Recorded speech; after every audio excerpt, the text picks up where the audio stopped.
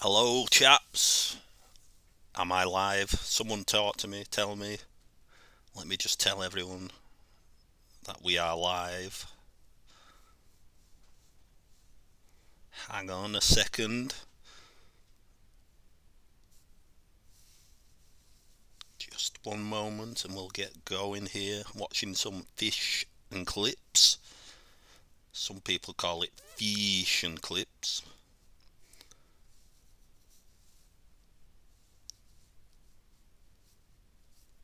Hang on 1 minute. If you can hear me, if I sound good, just let me know in the chat, and I'll get to you in a moment.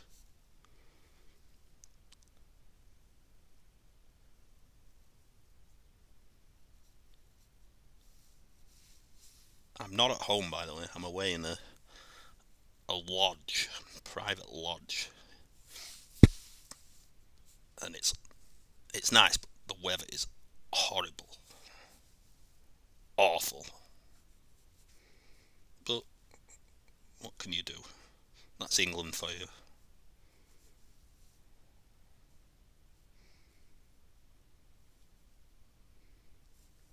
One minute, and then I'm ready to press play and go.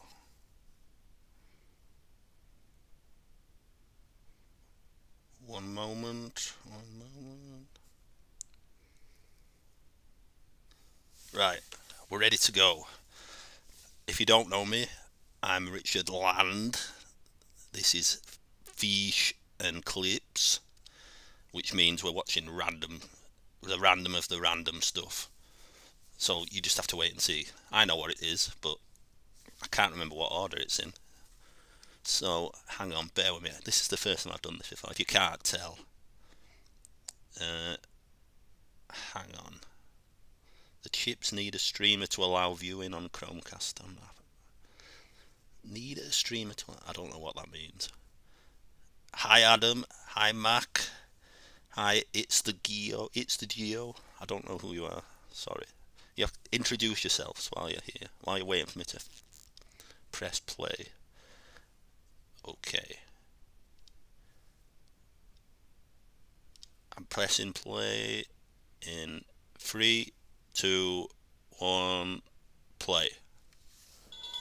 Ladies and gentlemen, the next contest is so that's the world's most dangerous announcer, of course, Gary Michael Capetta. Does it still sound good with the audio underneath? Let me know.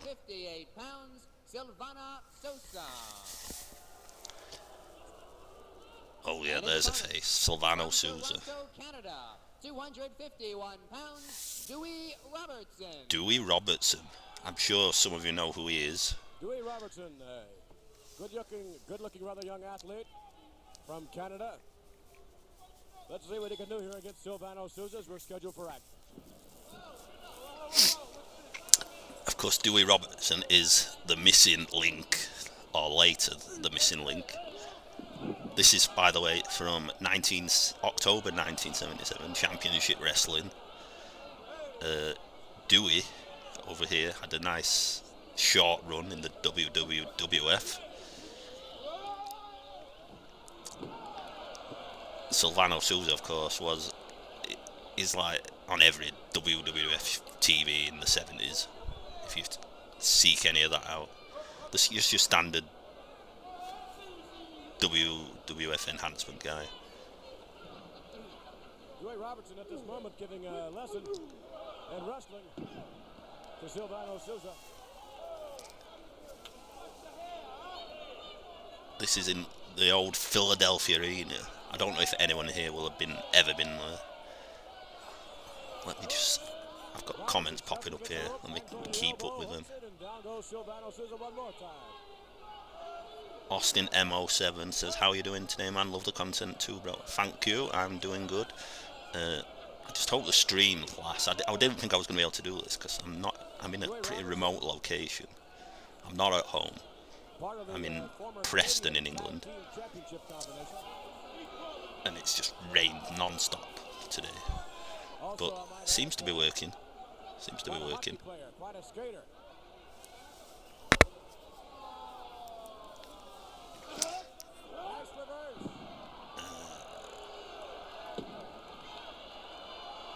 Oh, of course, Silvano Souza appeared. I think he left for a while, but he wasn't continuously on WWF TV.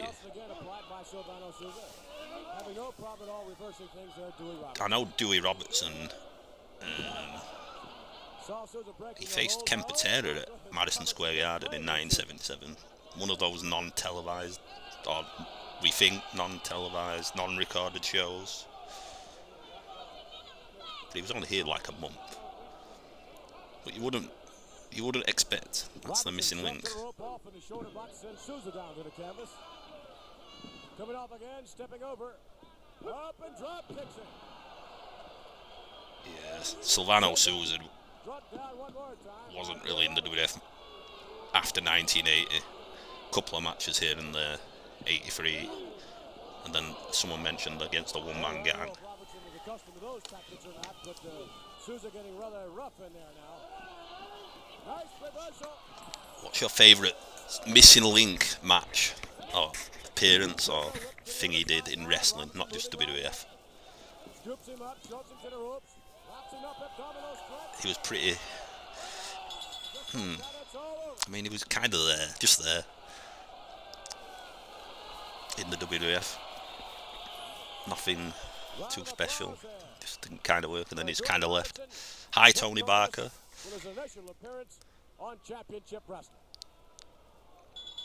Ladies and gentlemen, the time of the match, 3 minutes, 6 seconds. Here's your winner. Of course, back when they announced the time of every match. I don't know why they have a timekeeper anymore. They don't announce the time. So. You see Silvano Souza, who learned a thing or two, I think, this week. Yeah, John McClary says, where are all the angry grannies and all the smokers? Oh no, I know what this is. My name is Joe McHugh. Here's another regular WWF enhancement guy from the 70s and 80s. We're in Allentown now.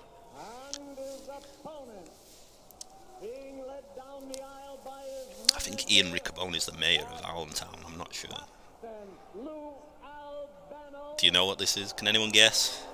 I don't know how far this stream is behind with the chat. Oh no.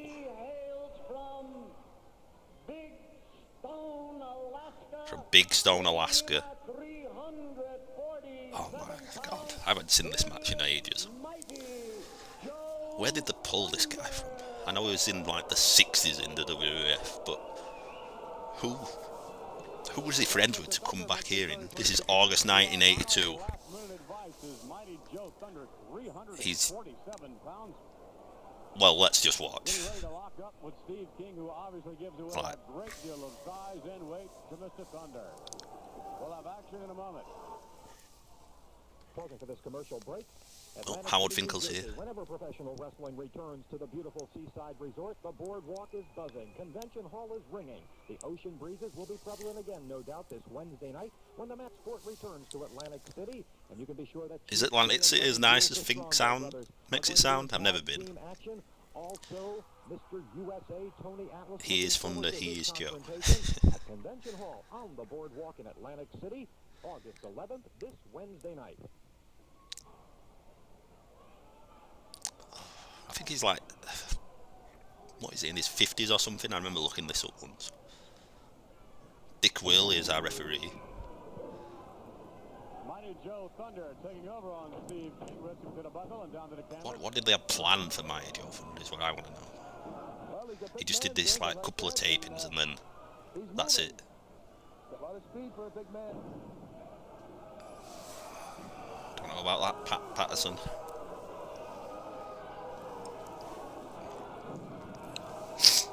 This Allentown crowd was lucky. They got to see Mighty Joe Thunder wrestle 4 times this night, August 1982. 4 times in one night. Were they going to put him against Andre?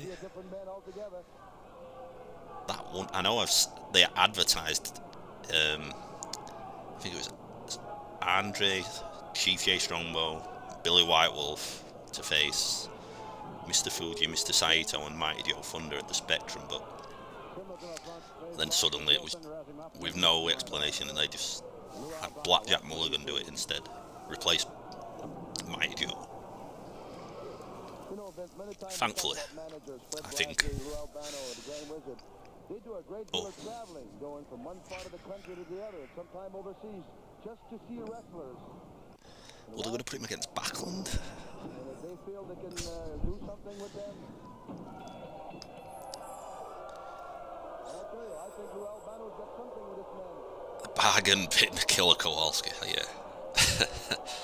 That's been generous, I think. Mighty Joe Thunder, victorious in his first outing on Championship Wrestling.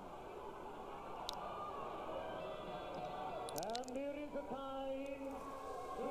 I always assumed I was talking to a British luchador. No idea that's ever hit. Oh, is it that big a secret? I'm masked wrestlers on X/Twitter. If you didn't know.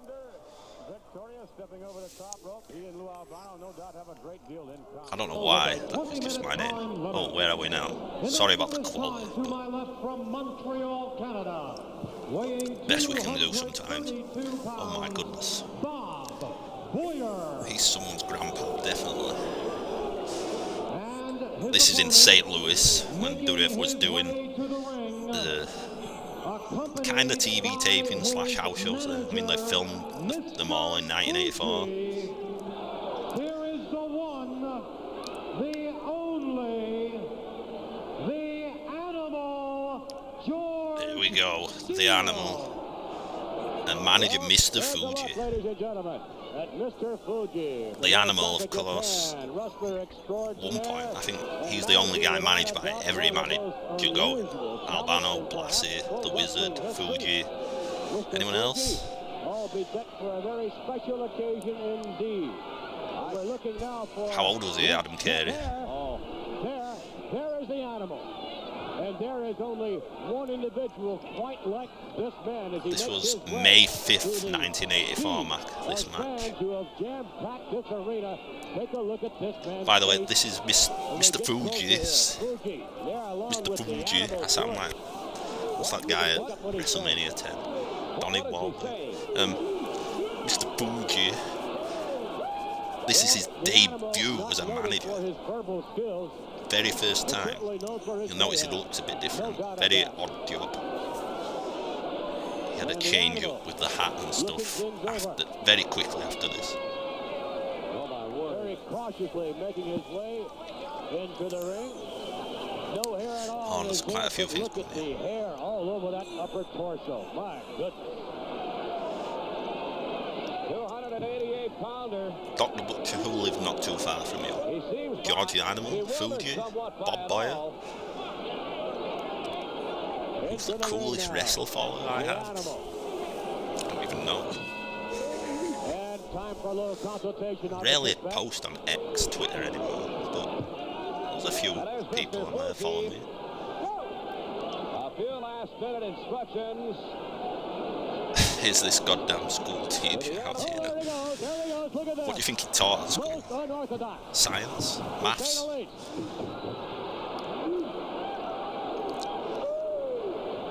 Yes, this is 1984. This is 3 years before I was born. I was 1987.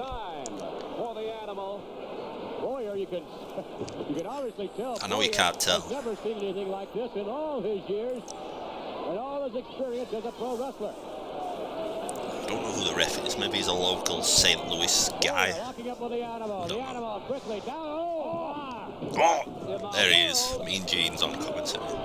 If you listen to any match he does in 84, you'll like,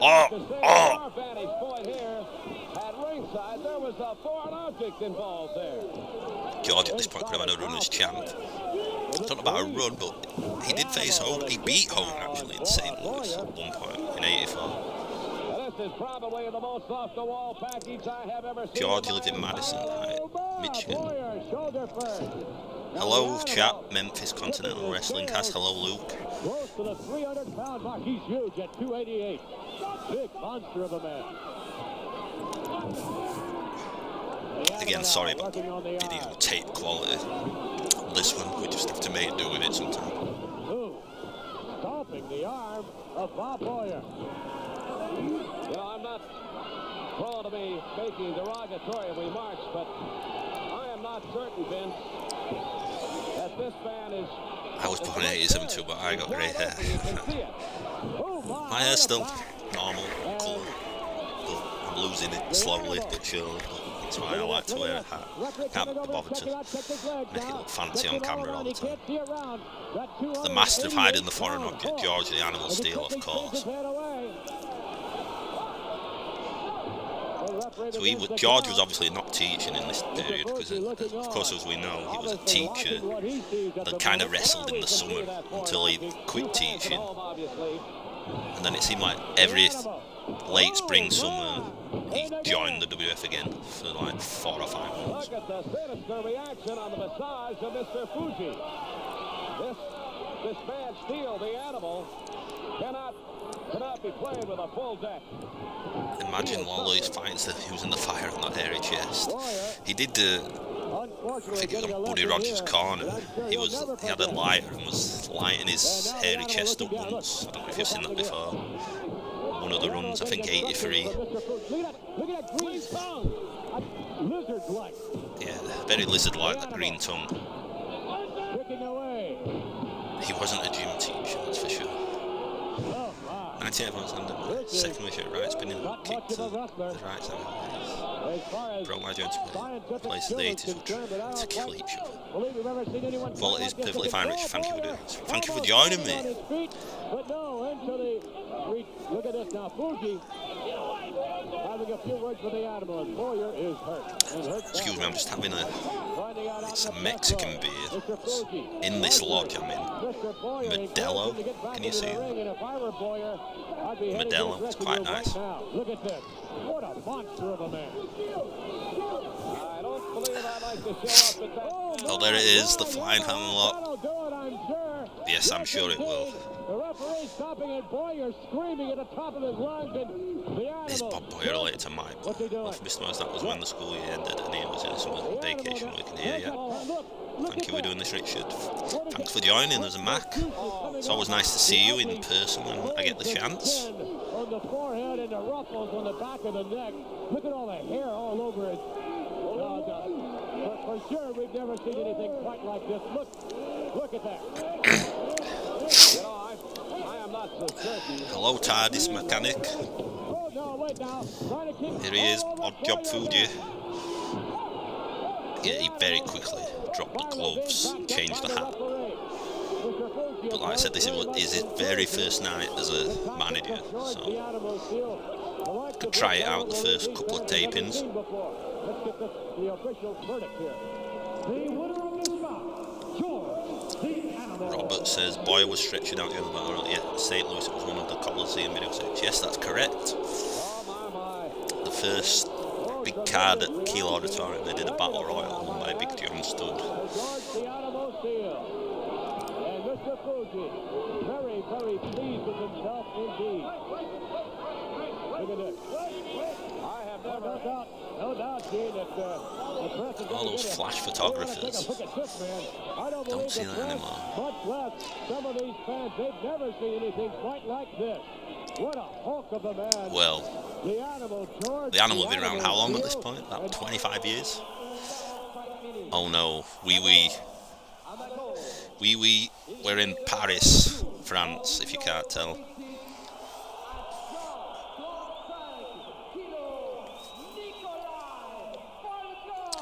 This is the very first ever WWF show in Europe, in Paris, October 23rd, 1987. Aired on Canal Plus. I don't know if it was live or on tape delay or whatever.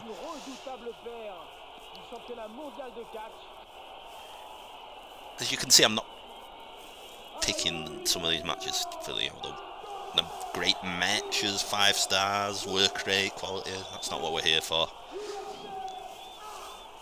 So for this Paris European tour, they brought Cheeky Baby back in just for this tour.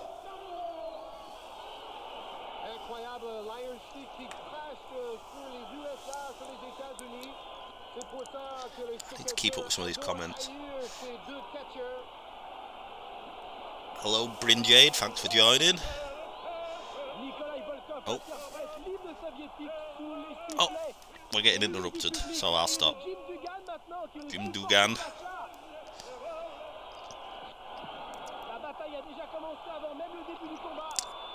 Jim Duggan is not wrestling in this match, by the way. This is a singles. He wrestled Iron Sheik on this card. I guess before this. Yeah. Greg Thomas.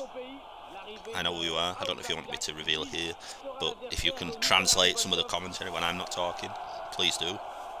Outback Jack, Australia's favourite son.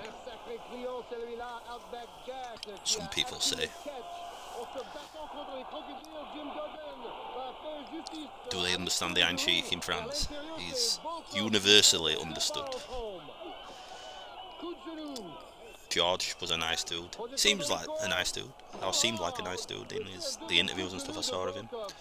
Couldn't watch him wrestle on my TV. Ventura interviewing Trump. God bless you.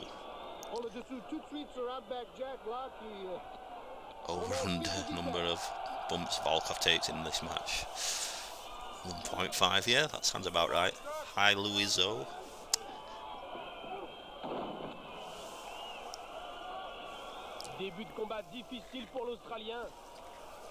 Okay, hi, Christian. Greg, that's Greg Thomas. Big Johnny V fan. Aren't we all, though?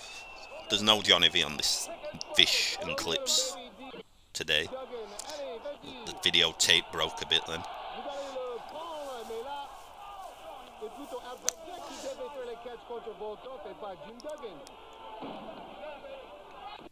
Yeah, you go get him, baby.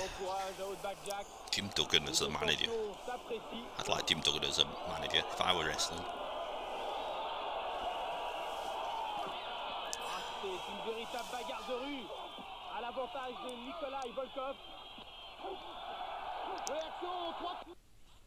Oh. I don't think I've ever seen anything from this Paris show. Yeah, there's 2 matches on that Best of the Riff Volume 16 Around the World tape. Not a good tape. And some of the matches aired on prime time, but not this one.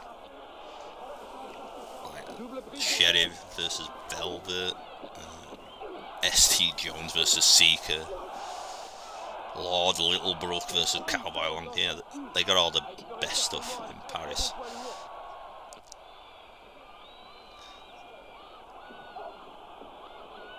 Qu'est-ce que c'est? Parlez-vous scrambled eggs, Grandma? How does he do it? I don't know. Something like that. I've never seen an Outback Jack wrestle, actually. Dude is built like a scaffolder. Yeah, well, he used to wrestle with the crocodiles, you know. You seen those vignettes before he debuted?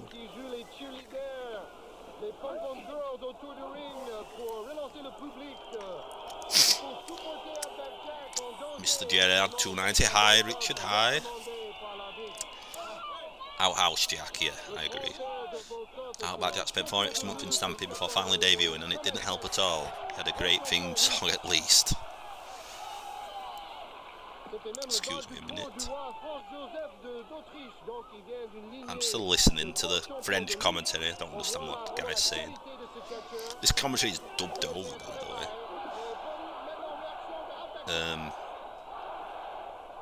Because I don't know if we can get a good shot of it, but Outback Jack's...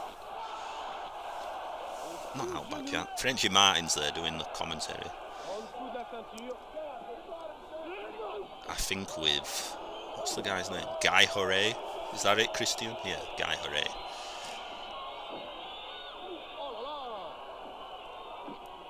Would be great to see more Outback Jack matches surface. Maybe, Ryan. I know who that is. His matches are not good, though, but that's not why we like them, I suppose.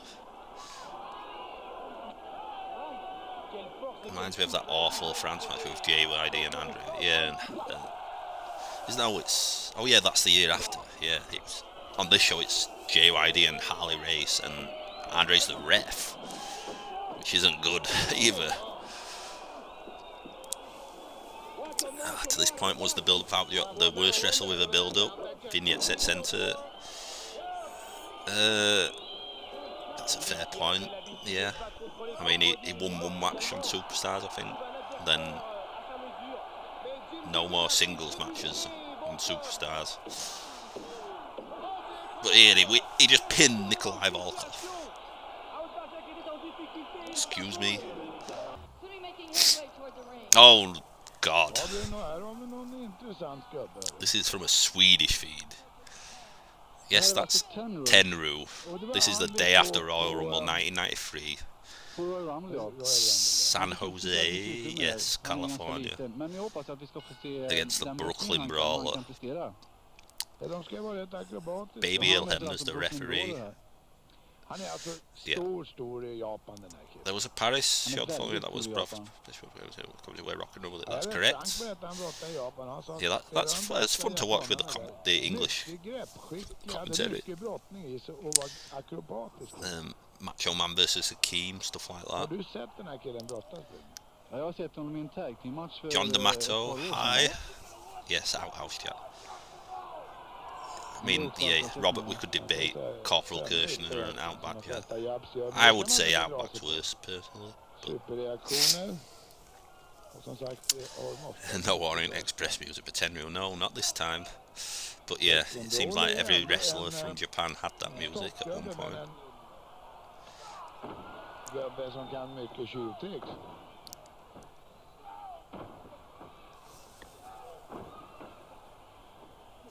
Yeah, there was rumours in somewhere I read, maybe The Observer or something, that we're going to do Tenru vs Jerry Lawler at WrestleMania 9. Anyone else heard that before? Seemed a bit random. I don't know if that show needed any more randomness than it already had.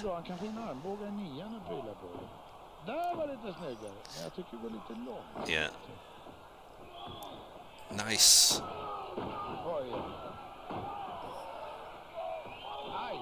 Yeah. Oh, Enziguri.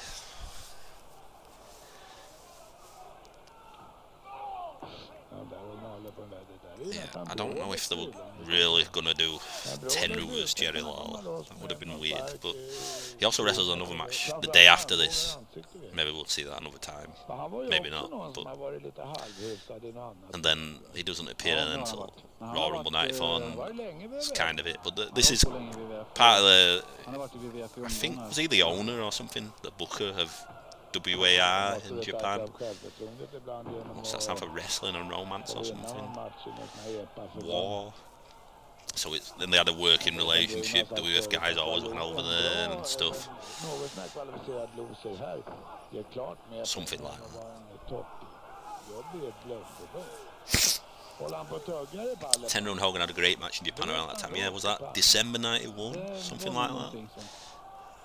I think so. Morishima had that RHP or something. Yeah, that's true. That the WWE Vault put on. At least he's not Fred Katao. Fred, yeah. From WrestleMania 7. Fred Katao and Tenru vs Demolition.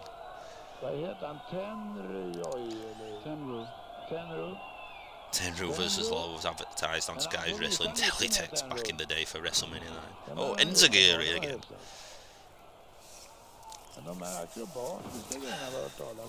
No, they didn't advertise. You didn't hear Typhoon versus Damien Demento. Come on. That's not a WrestleMania. You're pulling my leg. Oh, that's it. Tenru wins in unimpressive fashion, unfortunately. Mike McGirt, the ring announcer here. The brief time she was the announcer for Superstars. Oh, can you hear this? Wait a minute.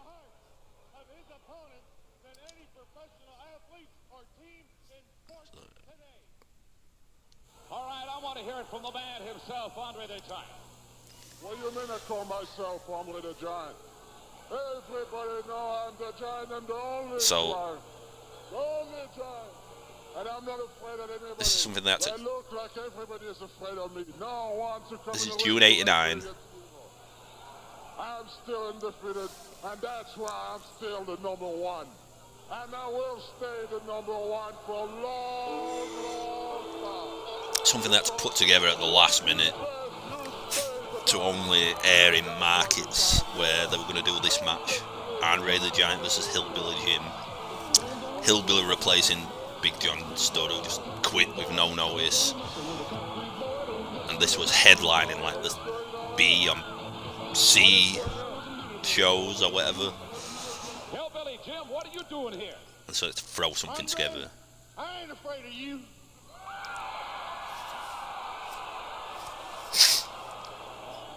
Andre's extra My good for granddaddy gave me this right here, and I got all the luck in the world. Hillbilly. I feel like he's rarely around, and then they just brought him in for this. I think he was on TV, but just not doing much. That's it. Just like I said, when you the best, you stay the best, okay? Look out. Boom!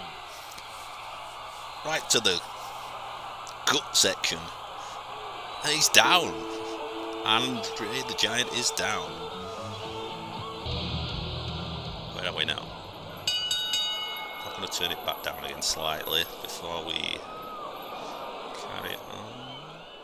So you can hear me. There we go. So this is from my favourite DVD ever.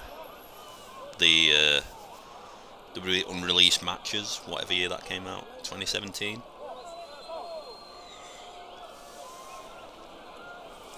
So there's a couple of matches on this, just a couple of random ones. This is the Rockers versus the Powers of Pain. January 22nd, 1990, I think. The day after the Royal Rumble, anyway. Right in the boiler, that's it. That's what Bob Uecker said.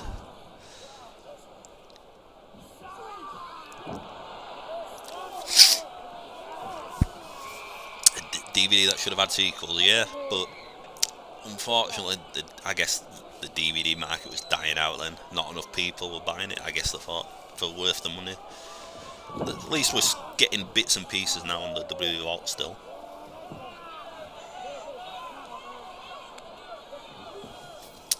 Rockers and Powers Pain had I know they had a banger of a match at Madison Square Garden the week before this.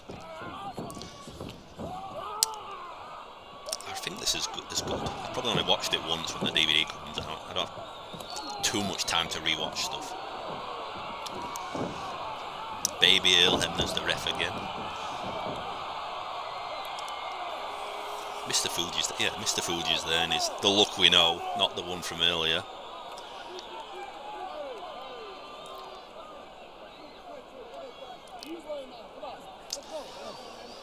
Adam says, I'm a physical media collector, slowly trying to get every release still.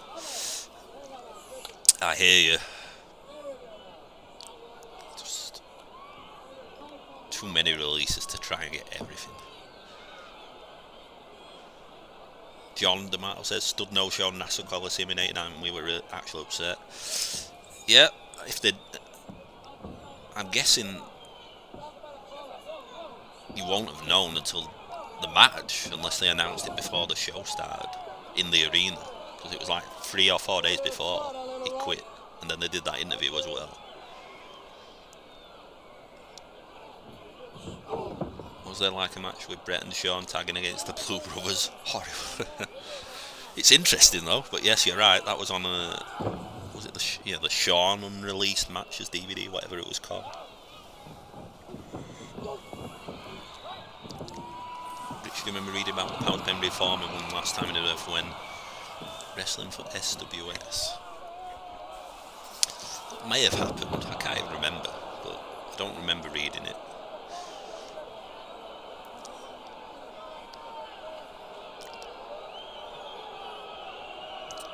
Ryan told me, or showed me a newspaper thing recently. They were supposed to team up on the WWF UK Rampage 92 show. Right? Is that right? Mr. Right 80? Is that right? That was the show, I think, against LOD. but that didn't happen. Brian, I keep wanting to say Brian Jade, sorry. Bryn Jade says, I've got a few of the ECW unreleased, but still haven't seen the WWE unreleased DVD. Yeah, high recommendation. It's the best DVD ever.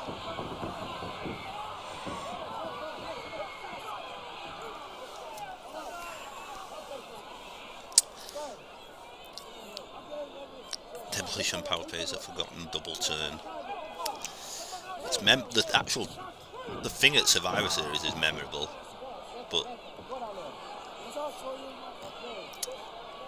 I don't know. I think they should have given Powers of Pain a bit more of a run as a face. But Demolition were ready to turn face as well, so I don't know. I think Powers of Pain were ready to split up though when we got to here, 1990, and they did alright. It seemed to work out well. All out of bubblegum. Hi. Powers of Pain got to maybe an early 92 versus maybe. I can't remember everything. I wish I could.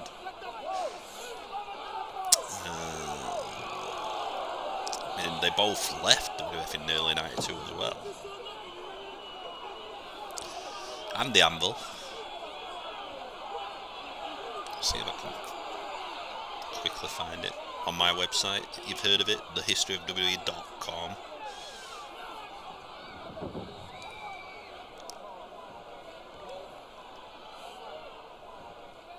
Unless it was just advertised. Oh yeah, that's right. Day before Royal Rumble 92, Boston Garden. Owen Hart, Jim Nyla defeated the Barbarian and the Warlord, and Hart pinned the Warlord after the Barbarian accidentally clotheslined his partner after 11 minutes. Interesting, yeah. The night before Royal Rumble. They did the Hogan Flair then too. Yep, Hogan Flair, Beantown, which no one calls it.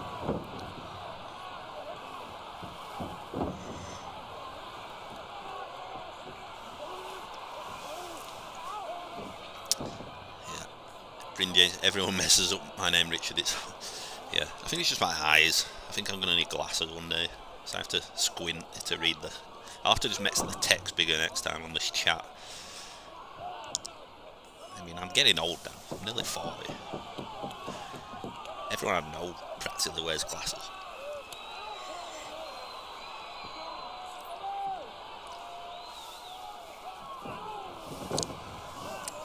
Antlers, Barbarian and Warlord would have been weird. It would, yeah, on TV to see it.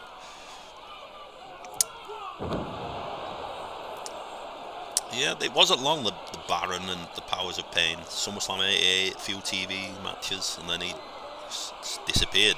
Baron von Raschke. Dream team of Colonel Mustafa and Dino Bravo. Definitely a dream team. So weird.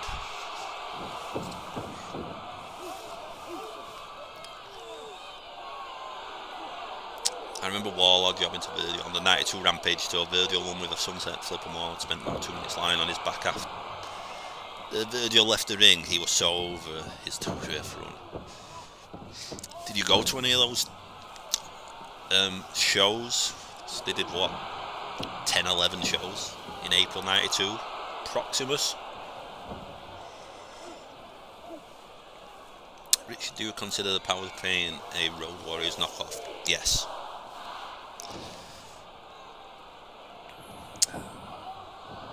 I'm going to turn 39 in September. I hear you, Richard. Yeah, we're all getting old. But oh, DQ.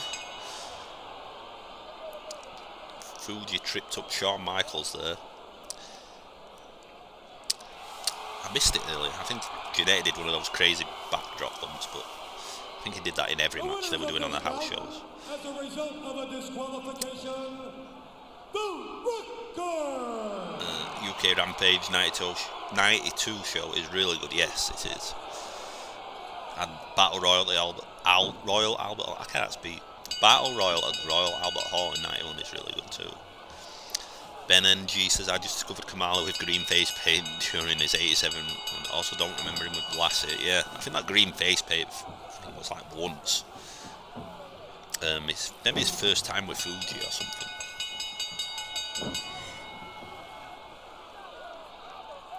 Don't remember his run with Blassie. Yeah, 84 for a few months, but then he was another who just quit out of nowhere. And then they had like John Studd having to replace Kamal or against Andre on a lot of shows. Oh, if only someone could make the save here for the Rockers. They're getting destroyed here. Whoa, it's the Hulkster! Oh my god. Can you believe it? Can you really believe it? Yeah, the Rockers and the Hulk teaming against Powers of Pain and Mr. Fuji. That's what you'd seen from this, but no. What it actually was going to be was, or what they did do, this was in Miami, this TV. The next time they were in Miami, they did the Powers of Pain versus Hogan and the Big Boss Man. They did it at a couple of other towns as well. Spectrum, I want to say, somewhere else. Derek Sabato just has Richard. Derek, how you doing, mate? Agreed that Royal Albert show is good too. Yes, it is. Rocker's getting that Terry rub. Surprised Hogan didn't bump Shawn across that. Yeah, that would happen in 15 years. Yeah, SummerSlam 05. Hulk making the save for the Rocker Strange. Yep, that's right. Hogan making the save here. Michael kicks him in the mush. 2005. Now we have LOD versus Demolition. New Demolition. Or kinda new Demolition. In the new masks. Brief masks. But this is Crush and Axe. You might think it was just Crush and Smash all the time. This is one of the few times Axe wrestled in a straight up tag match. Or is this Crush? No, is this Axe and Smash? I can't even remember. No, that's Crush, isn't it? Yeah, that's Crush. No tattoos. Axe and Crush, yeah. The crowd is absolutely dead. This was a dark match on the main event taping in Fort Wayne, Indiana, the one where the Rockers won the belts, which never aired. So this is like what, 11 PM at night. You can tell no one cares. Baby Earl Hebner's the ref again.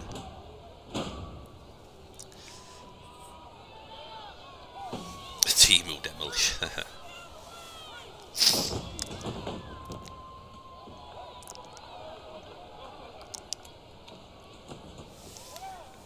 Yep, this is definitely Crush and Axe.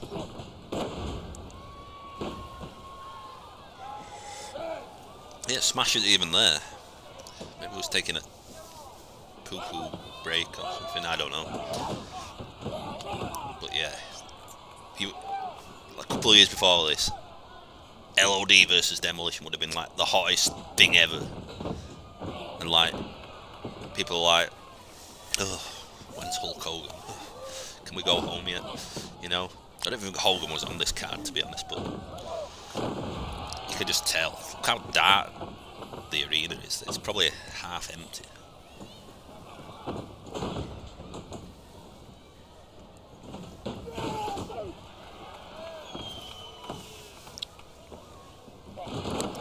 Yeah, this is another match on that unreleased DVD. I'm telling you, buy that DVD. It's awesome. And that's it. Quickie dark match. That's a bit loud. It's just going to be crowd noise. I'll turn it down a little. There we go. Oh wait. There we go. I think we're back on. I'm new to this YouTube live stuff. Give me a break. So this is Bret Hart versus Razor Ramon, December 15th, 1992. Their first match together. Kind of like warm up for Royal Rumble, I guess. So this tape was, or this match was on a tape Scott Hall had. I guess he requested it from the WWF or something. Joey Morello's the ref. And someone was able to get hold of it, I think after he passed away from his family or something. I don't know. But yeah, it's pretty cool if you've never seen it before, so. Better look them fluffy hair hacks. Hanks would have been used to wearing them, that's being what he used to be, that's true. But yeah, it wasn't long, the masks, the few matches, they didn't wear them by the time Survivor Series come.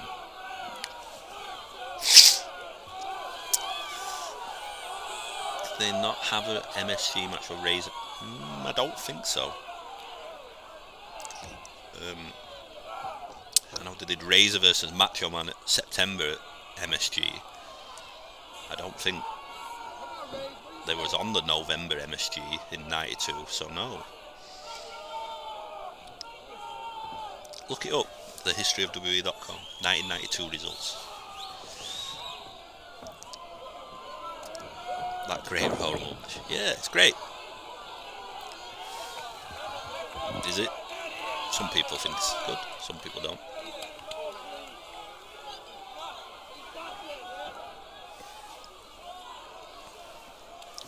Yeah, this might have been a test run.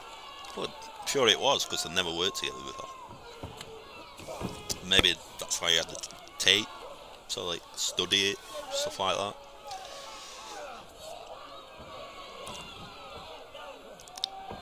Madison, Wisconsin is where this match is, if you cared.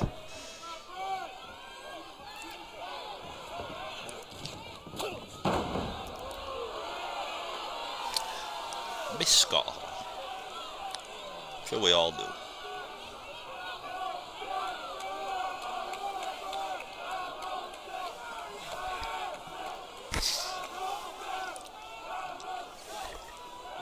Should have been done at SummerSlam night. Oh yeah, you're talking about LOD and Demolition.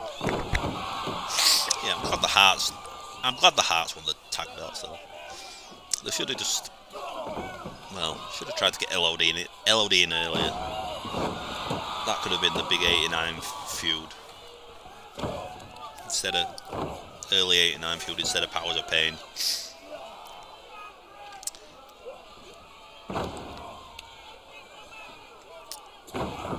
Bryn Jade says, I like their match tonight. It's all okay. It's a match. It's not one of. I think the King of the Ring one's better between Bret and Razor. One of my concerns with the limited house show schedule they have now is that it's where they've tried so many. Yeah, that is they can't practice in front of the live crowd. They could practice like before the shows or whatever, performance centre, but you need the practice in front of the crowds. That's where you get the proper learning. I heard they're doing some house shows again soon though. I know they are in the UK. I'm hoping to go to one of them. At least one of them. And some in Texas, I think I read.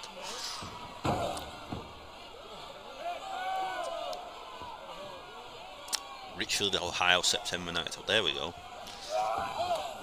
Yeah, I knew it was at MSG. And I could kind of remember some of the MSG results.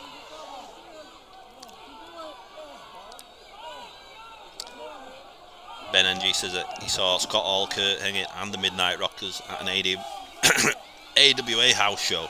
That's cool. That would have been, what, 86, 87-ish? Bret once lost to Blake Blayville, but Slaughter reversed it. Wasn't before Bret beat Flair. Yeah, when Slaughter was the troubleshooting commissioner, referee, whatever title they gave him, and the other Beverly interfered, and then he came out and reversed the decision, which was weird. Yeah, I think it aired the same day Bret won the belt, from my memory. Although it won't have aired in Canada anyway, because they didn't get it aired on primetime wrestling. So, but Matthew Toy said if this crew gets any louder at a funeral, it's going to break out. I mean, did any of you guys attend these long 4-hour TV tapings? This was probably the last match. I'm sure they were a nightmare, right? So many squash matches, the odd feature match here and there, whatever. I know this one has Bossman versus Ric Flair. Maybe we can watch that another time. That's pretty cool. What else? I heard them calling spots then, but I didn't hear what he said. But I can't remember what else was on this. I'd have to look, and I don't feel like looking. Yes, that's correct. The Blake Beverly Bret match is on. It's on a couple of Coliseum videos, I think. Can't remember which ones. But yeah, one of the Bret ones. Bret at his greatest hits, actually. Yeah. But yeah, like you said, that might be just a UK video. Yes, Bret was the champion in this match. Boom Ska 316. Because this is December 15th, 1992, and he won it on October 13th. They would redo matches too if they botched it. I did it twice as a kid. Yeah. Even squash match, or they sometimes just redo the finish or whatever. Yeah. What a maneuver! I don't know which maneuver it was, of course, without Galactic Wrestling Federation, but yes. Thanks for hosting this, Richard. Love this era of WWF. Keep sending Murata and Quinn good stuff for OVP. Thanks, Robert. Yes, I will try.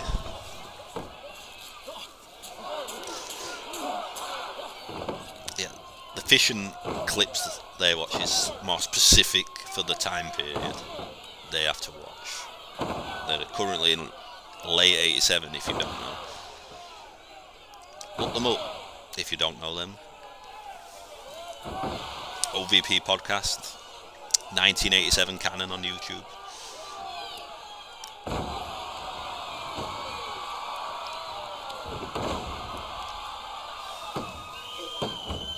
So this was also the day after the infamous Nails, Vince McMahon, whatever you want to call it, confrontation.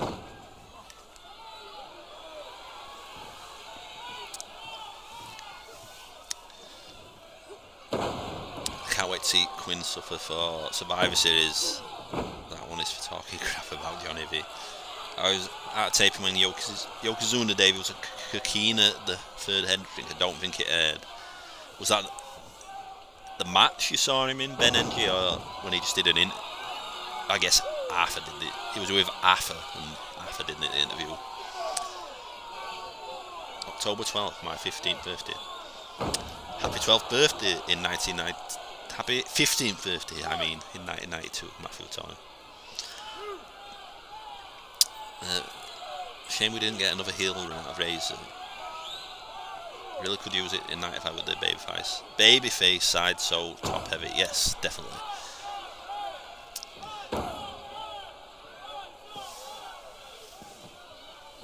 Oh, so he was at the, Ben says he saw the interview with Mean Gene, so he was at the taping at the Portland, Maine, right? The ladder match, Bret and Shawn. Or did they do another interview?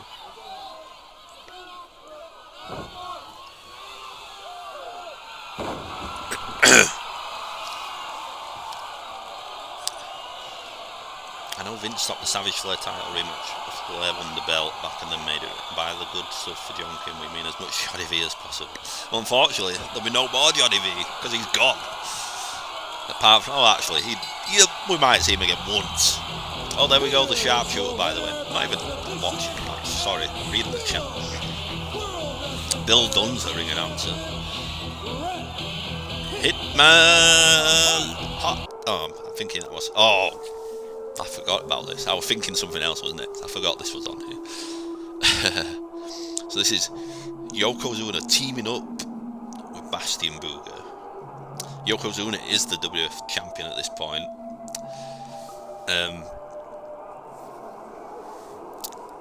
This is March 4th. Yes, 4th, 1994. So about 2 weeks before WrestleMania 10.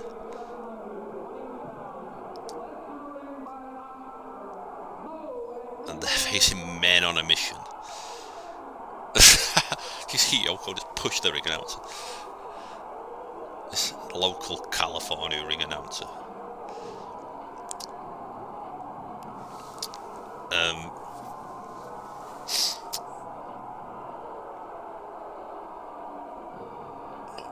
Where am I in this show? Okay, Johnny V wrestles a couple of matches. Yes, we'll see him again.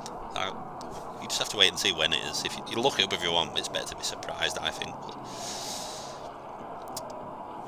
Whatever happens to that ring announcer, Bill Dunn? It's done. Bill Dunn. I don't know what happened to him, but he was a ring announcer for WWF from like 90. He was the ring announcer on TV, I should say, from like 92 to 97, on and off. I think he was around before then, though. He did a lot of stuff with the merchandise department and stuff, something like that. So what's the combined weight of the participants in this match? Something like... I'm going to say not 2,000 pounds. Maybe 1,800, 1,700 pounds. I don't know what that is in stone, so don't ask. Is that from the Superstars intro video in like 1994? That's the day before this match. They did this match like in a few towns. The one they filmed was in Anaheim.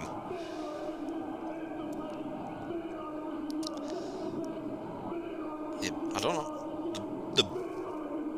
It's just a weird.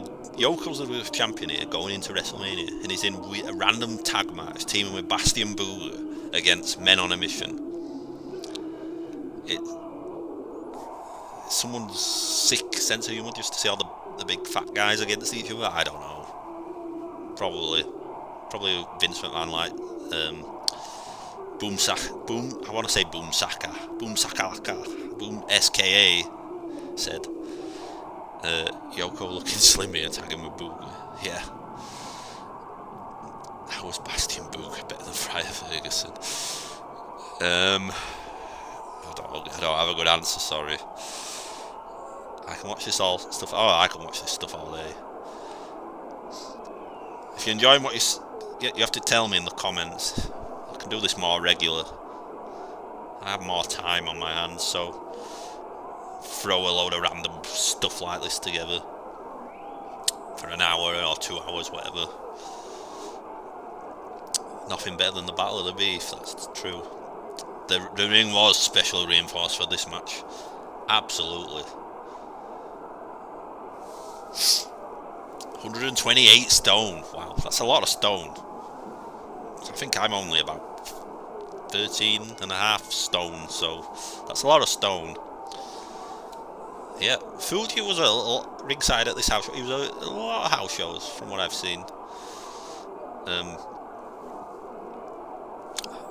Yeah, he'd been with the WWF since, at this point, non-stop since 1981, I think.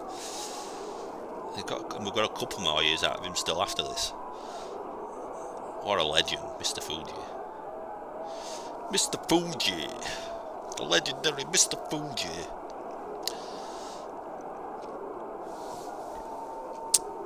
Love it, Richard, the more the better. Thank you. We'll try. Is that you, Gorilla? I'd like to see fan cam footage of Bossman vs Yokozuna if something exists. I would too, but no, nothing's turned up yet that I know of. Someone's just filmed it and never done anything with it back in 92 or 3, whatever. K-Hawk High says Shaw was quite effective as McCann singing the Stampede, not so much in his future incarnations, unfortunately. That's very true. I thought Booger was gone by this time after he missed the Royal Rumble. Yeah, he was barely on TV, that's why it makes he did that Raw with Vince, which Vince's sick humour. He lost to Earthquake a couple of times on TV around this time. And Coco Beware. That's a deep cut. Coco Beware as Bastion Booger.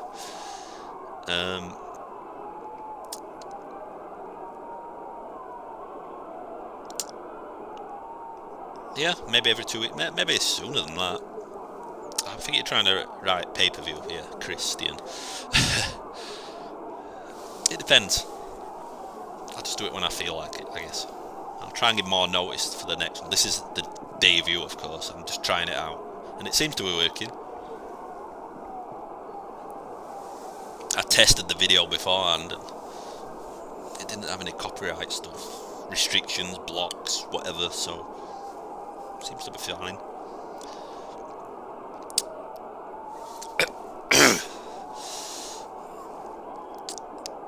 Yeah, I'm thinking of doing. I was thinking of doing these kind of random fishing clips, of course, and then I might do. I was gonna do like on the anniversary of, like the 40-year anniversary each month, like maybe a Spectrum house show or something. So like, I was thinking next Sunday there's one, June 29th, 1985, June 29th, 2025 will be the 40-year anniversary, maybe. We'll see, we'll see. It's also picking the right kind of time to do it, so it's not too late for me, and not too early, too random time for people around the world, because I'm in the UK, if you didn't know, can't tell. And it's 10:30 at night here, which isn't too bad, really, but Booger lost his debut match against Virgil on Superstars. Yeah, that's true. And then he beat him the week after. And then, what did he do? He lost to Crush. Oh god, I'm going to go through the Bastion Booger history here that I can remember. I can't remember. He faced Razor Ramon once. He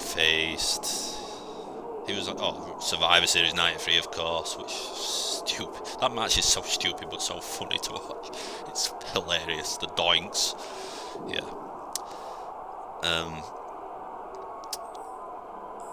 These guys aren't in any hurry. Yeah. Harry Monsoon, hi. Booger and Yoko. What a team. Yeah, definitely. Brian Jade. I'm just going to say Brian Jade every time. You don't mind. Definitely digging all this. One of these watch-alongs every few weeks or so would be great. A little bit more frequent than that, I think.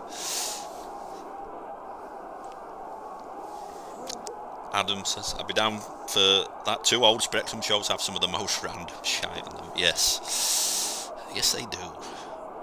And it has Dick Graham on commentary for every single one, without fail. Woo! The Hulker. Hulk is here. Woo! You know what I mean. You know what I mean. He's great, Dick Graham. Carl Rudman's funny too.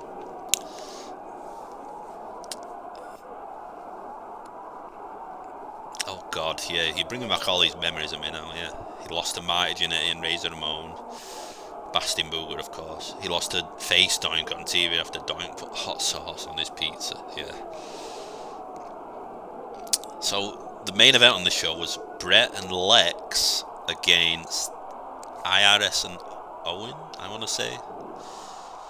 So, I don't know. I suppose they're saving Yoko's title match for WrestleMania this close, but this is so random. When we was doing the booking sheets and planning these house shows, who picked this match? Pat? Who was booking the house show? JJ Dillon? I don't know. I don't think Vince was picking the matches for the house shows, was he? I don't know. Oh yeah, gosh. We're not going to do a Bastion Booger watch along of every match. Never, sorry.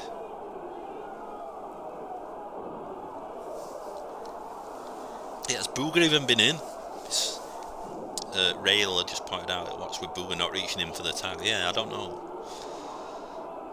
But I think Luger beat Booger too. Yeah, that's true.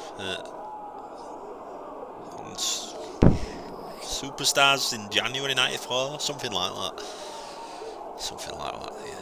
Those are all my earliest memories. 93, 94, that's when I started watching wrestling. WrestleMania 9's my earliest memory, whether that's good or bad, I don't know. But yeah, that's my earliest memory. Remember King Mabel and Yokozuna wrestled on foil? Yeah. They had a match on a Coliseum video, I think, as well, which ended in a double count out. Mabel even slammed Yoko. Don't know if you've seen that before. Oh yeah, they definitely want, when Mabel came in, they definitely were thinking, oh, we could do Mabel versus Yokozuna. Think of all the beef in the ring. Oh yeah.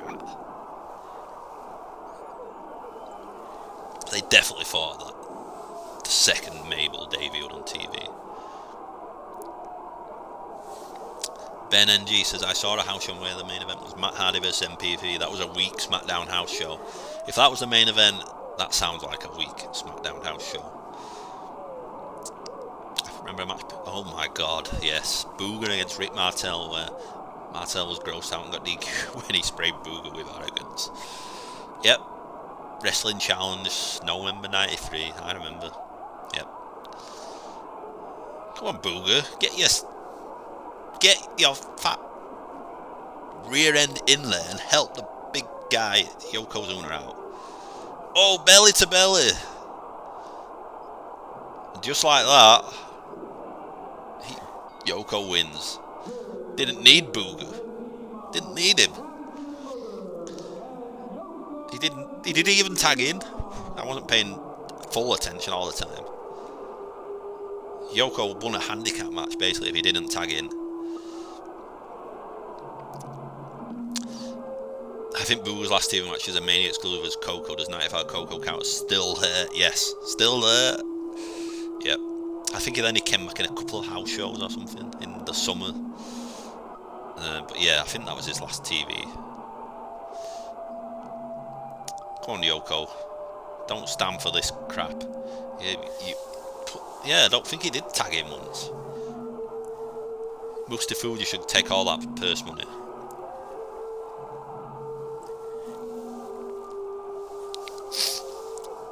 Oh, big shoving match coming up.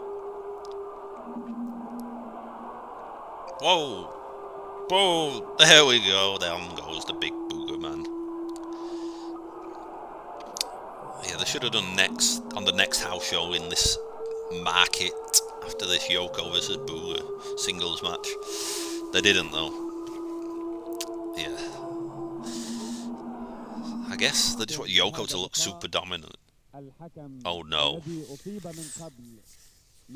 We're in Kuwait now. I watched this once when it first was put on YouTube. It's amazing.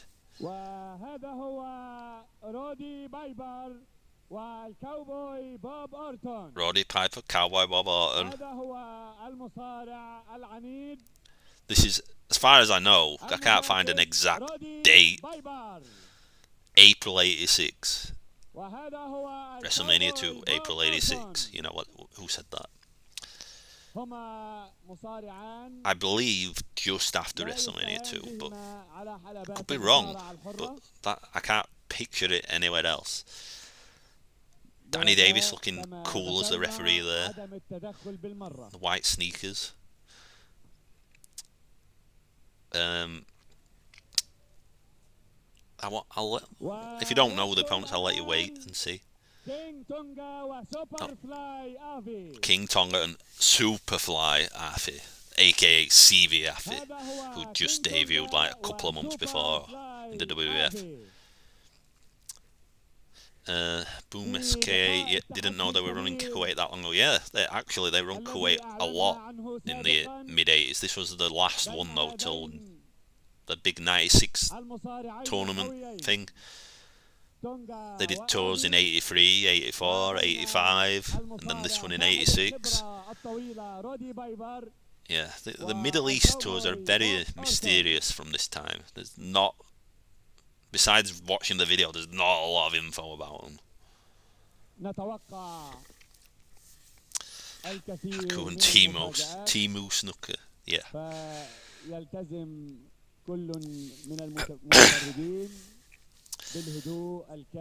Yeah, so this is in some like random football stadium in Kuwait, soccer stadium I should say, if you don't call it soccer. Don't call it football, I should say. Yeah, it looks like no one's there. Look at all those empty seats. But I guess it's just a paid for show. But whatever. But yeah, I remember this match being pretty wild, so let's see when it gets going. I mean, Haku versus Roddy Piper should be, if they're allowed to go at it for real. I actually had breakfast with Haku last week. It was surreal. What? Where was that? Christian. That does sound surreal. I met Haku. When did I met Haku? Shook his hand. Daniel Davis. About a year and a half ago, something. Nice man.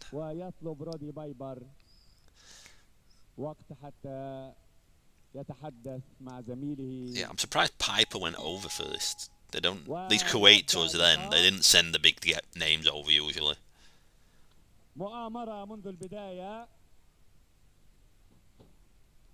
Straight outside. Look at this on the floor. Into the fans. Well, no fans barely there, but you know what I mean. Could be a cricket stadium, footy, something like that. Yeah, get out of the way, get out of the way, you'll get... Look at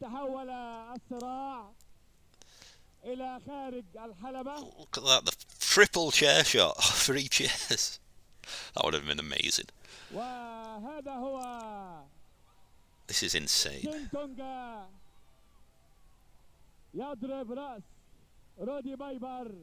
Just going on the field. Look, are they on the... Is that the sprinklers? The water, I can see. Look at this, Cowboy Bob and Superfly Affy going at it somewhere near the halfway line of this soccer field. Oh, body slam on the halfway line. No pins. I don't think this is pins anywhere. Pinfalls anywhere in this football stadium. I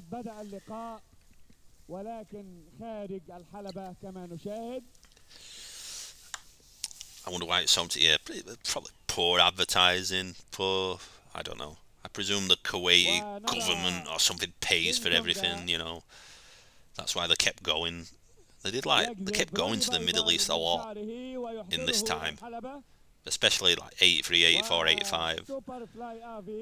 And some of the stuff just there's no info at all about. They went to Egypt. What's he hitting him with? The end of the chair. They went to Egypt. I think they even went to Saudi Arabia. There's no info, which annoys me. It's impossible to find any info as a historian. There's just no dates, nothing. So, yep, there's the football goal net, the soccer net, whatever you want to call it.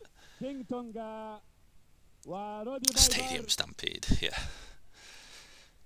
There was a convention last week and he was in the same hotel. A friend introduced him to me and a few of us went to breakfast this morning. Radio Jones at the same restaurant. Oh, you and Ray could have a great conversation in French then. Watched an Iron Sheet match for Kuwait recently. It's so weird seeing him as a face from this era. Yes, I imagine it is. They're still fighting in this. What's Daniel Davis doing? He just doesn't care.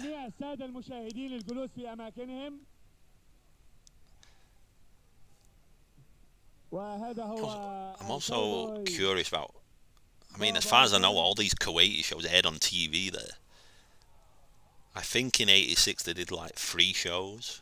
So I've seen clips of Piper against Gamma Singh on the show. Whoa, he's on the railing. Oh, flying body press off the railing by Superfly Affy. Very Superfly Snooker-esque. What was I saying? Yeah, they did Piper versus Gamma Singh, Hercules versus SD Jones, and SD Jones pinned Hercules, by the way. What else was on the show? I'm trying to remember. weird stuff anyway. Like Paul Roma vs Tiger Chung-Lee, stuff like that. I don't know. This match is Danny Davis suspended being ref, not the tag title match, yeah. Oh, thanks, Christian. It's a PS6 brawl, indeed. Super floss, look at it, yeah. Oh, no. 2 count by Superfly Affy on the ace Cowboy Bob Orton.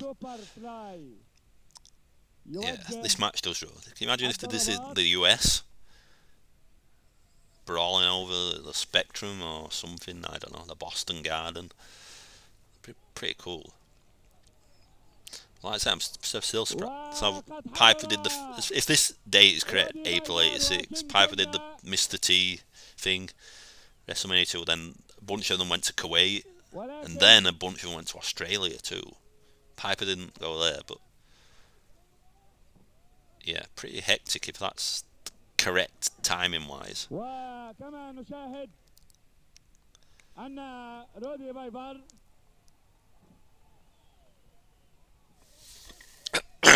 Affy wasn't bad, he had the cool fire gimmick, but he was hampered by trying. Yeah, I mean, if you've seen his MSG debut, things goes Superfly Affy, and you get the cheers when he's saying Superfly, and then suddenly, oh, that's not Superfly, we know.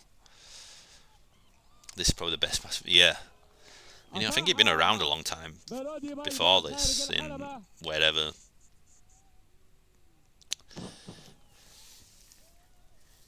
But yeah, as soon as he came to WWF, all downhill. Then he got the traditional tattoos, like the High Chief tattoos, whatever they're called. And was High Chief Affy for one match on Superstars, and then a few house shows to replace Tama when he left. Yeah, and it just bombed.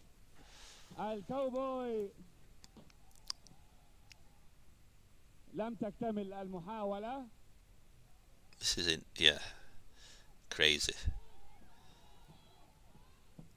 Yeah, they used to tour the Middle East a lot, Australia a lot in 85, 86 too, but then they just stopped going there to both countries.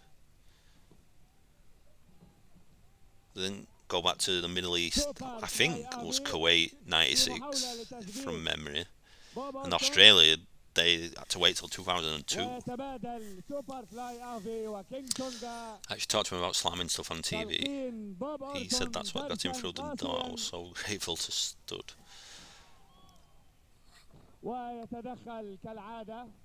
Okay, yeah. Slamming Stud, slamming stuff. Yeah, Big John stuff. Back outside again. Got the chair, Roddy Piper. I'm sure that's Anis Golan there in the background. You can barely see him.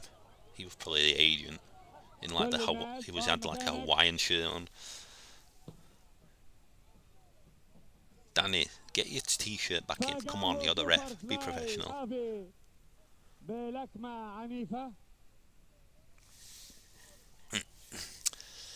How much of their Australian content is video out there? It feels like I don't see a lot. Pre-2000. Some of the is it March or February 86? One of the shows in Sydney. Most of the show was on prime time, and they did Andre vs Stud, which they released with the DVD of the 2002 return to Australia. Well, it was weird. And in Kuwait, or the Middle East in general, they had loads of random stuff that only aired in those countries. Never aired anywhere else. It's very random, the choices. Maybe we'll see some of those matches on future things. Hi Mike, Semper Vive, can't say long, but I just want to send out a salute to you, my friend. Thank you very much. Thanks for dropping in. The last days of the Islands was sad, and the Heenan teaming with High Chief Affy, yes. And in Madison Square Garden, no less. I wonder if Jim Barnett had anything to do with it in that show, shouldn't it? Probably. I believe Jim Troy was usually on all these shows from some interview I was listening to. You can normally see him in the bits and pieces I've seen of stuff from these tours. There's even, I think there's video of some matches from Qatar in, I can't remember the year, from like 84, 85 maybe. I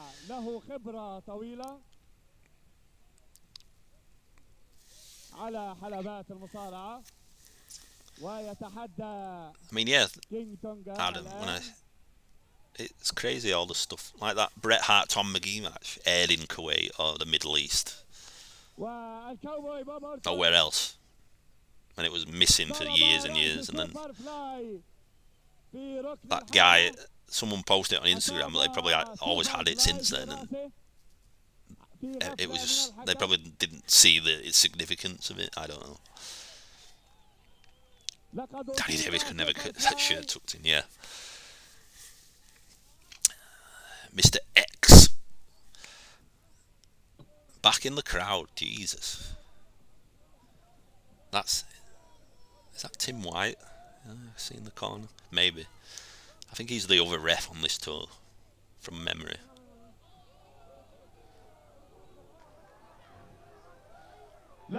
This is quite long as well, this match. Oh, there's even blood. Wow. Is this match still going on? Has something happened? Has it ended? Was there a DQ? Well, there was a jump there. No, we're still going. There was a jump cut there, though. Whoa, into the tape. Whoa.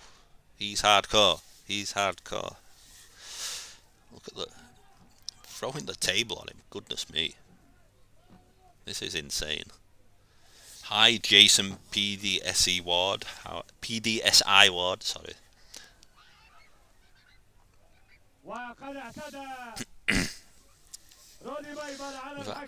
Without of curiosity, what would be the biggest Holy Grail tablet that hasn't been unearthed yet? It's definitely that Jake DDT on Hogan on the Snake Pit for me, which someone must have. Someone must have taped it off TV.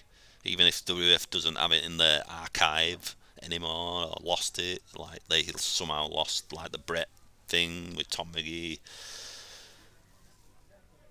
So someone must have it out there. Someone must have taped it. People were taping everything.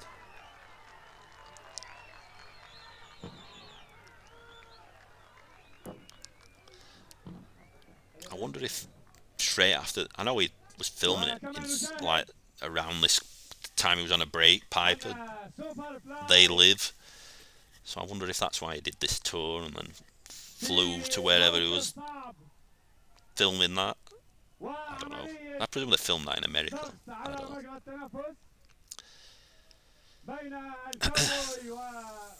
Sorry, Richard, I just got your what promotion. This is WWF promoted tour of Kuwait, April 1986. Whoa. He's got one of the advertising like banners choking him. Jeez. Is this no DQ? Must be no DQ. Extreme Rules, something. I want to see Booger versus Gonzalez. Christian, come on.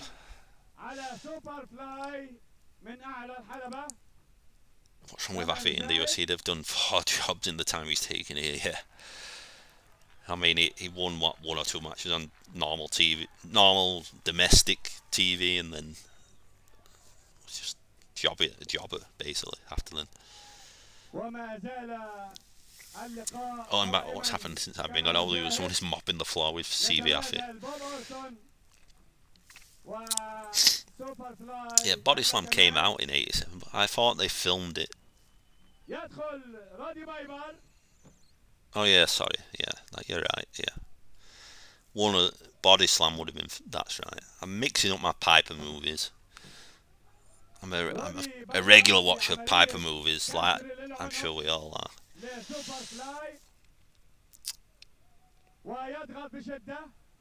We're all out of bubblegum though. That's all I can remember. Sorry.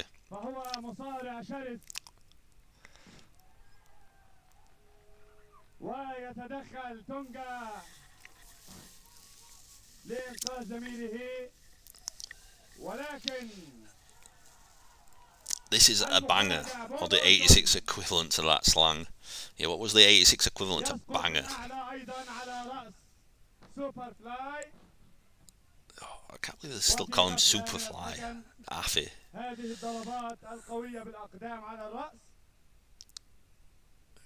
His first match on Championship Wrestling is insane. The crowd are just like, boo, boo, the whole damn match. It's crazy.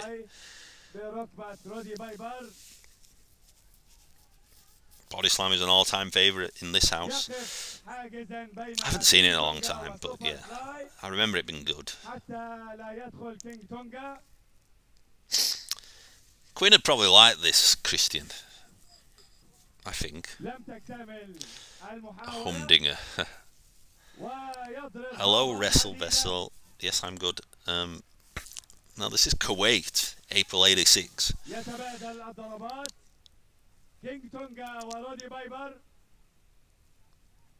Body Slam is an iconic film. It's such a fun movie. Yeah, I'm gonna have to rewatch it. It's a long time since I've watched it. بوب أورتون ورودي بايبر يتبادلان الهجوم على سوبر فلاي.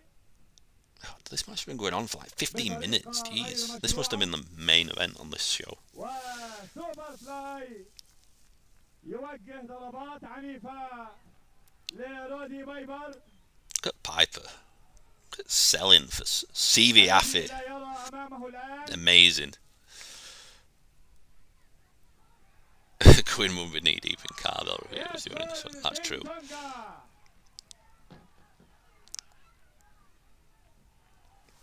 CV Affy was ahead of his time. Remember those tribute shows from the UK in the US? He'd have been a headliner.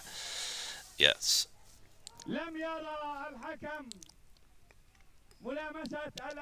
Wild match like Summer Jam. Can't believe this is still going. Yeah, this is insane. But it was too insane for the Kuwaiti audience. That's why they didn't go back for 10 years. I don't know. Oh, look at this. Double front suplex. Wow. Is that it? Come on, Dan Davis, get in there. 1, 2. Oh, I think that was the end, but the video cut. Someone messed up the video tape, or the beta, whatever it is, tape.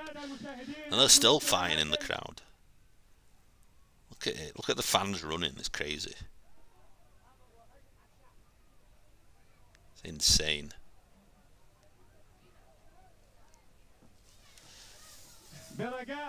This is insane. How long's left? Can I see the time? Oh look, that's Paul Roma just hanging out, watching the match. Can't blame him, to be fair.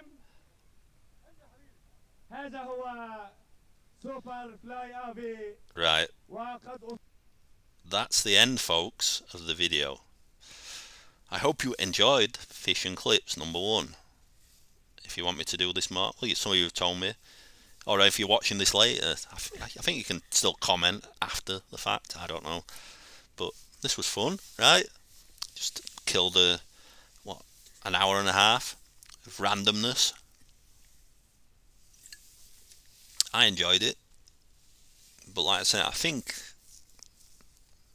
I want to watch that Spectrum show next Sunday. Maybe we'll do something else in between if I feel like it. But I'm going to say bye now. It's 11 PM here, so thanks all for joining us.